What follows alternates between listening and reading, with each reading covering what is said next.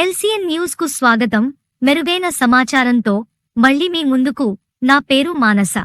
నెల్లూరు జిల్లా Atmakur circle inspector వారి కార్యాలయంలో మంగళవారం డీఎస్పీ ఎన్ కోటారెడ్డి విలేకరుల సమావేశం ఏర్పాటు చేశారు. ఇటీవల భీమవరంలో జరిగిన భూ వివాదంలో ఇరువురి హత్య కేసులో ముద్దాయిలను జిల్లా ఎస్పీ డాక్టర్ కె తిరుమలేశ్వరరెడ్డి ఆదేశాల మేరకు తన నేతృత్వంలో Atmakur circle inspector Venu, Marripadu SI Vishwanath Reddy వారి సిబ్బంది సాక్ష్యాధారులను ఛేదించి పరారీలో ఉన్న ముద్దాయిలను మంగళవారం మధ్యాహ్నం ఆత్మకూరు పరిధిలోని ఏఎస్పేట క్రాస్ రోడ్డు వద్ద వారిని గుర్తించి అరెస్టు చేసి కోర్టులో హాజరుపరచనున్నట్లు తెలిపారు.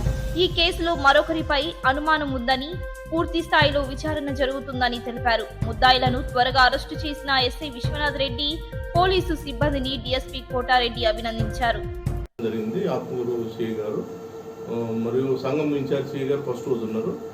ఆయన సంఘం సిఐ గారు మరియు తర్వాత ఆత్మూరు సిఐ గారు ట్రైనింగ్ నుండి వచ్చిన తర్వాత ఆత్మూరు సిఐ గారు మిగతా దర్యాప్తు చేయడం జరిగింది.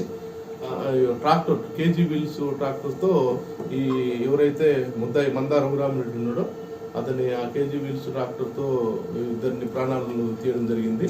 ఆ రోజు కేసు కట్టి దర్యాప్తు చేయడం జరిగింది. దర్యాప్తులో ఈ మందార రఘురామరెడ్డితో పాటు ఆయన భార్య సునీత, వాళ్ళ వదిన లక్ష్మి, వాళ్ళు కూడా ఆ తగాదాలో ఉండి కొట్టడం, వీళ్ళను ఎవరినైతే ఉన్నారో ఈ రామచంద్రారెడ్డి అంటే ఇప్పుడు చనిపోయిన అతని రామరత్నారెడ్డి కొడుకులు రామచంద్రారెడ్డి, రామకృష్ణారెడ్డి ఇద్దరు కూడా అక్కడ స్పాట్లో ఉన్నారు తగాదాల్లో. వాళ్ళు కూడా హెడ్ ఇంజరీ కొంతమంది ఇంజరీస్ కావడం జరిగింది. కాబట్టి 307 కూడా దాంట్లో పెట్టినాం. ఈరోజు మధ్యాహ్నం సుమారు 1 గంట ప్రాంతంలో ఏఎస్పేట క్రాస్ రోడ్ దగ్గర ముగ్గురిని సిఐ గారు అరెస్ట్ చేయడం జరిగింది.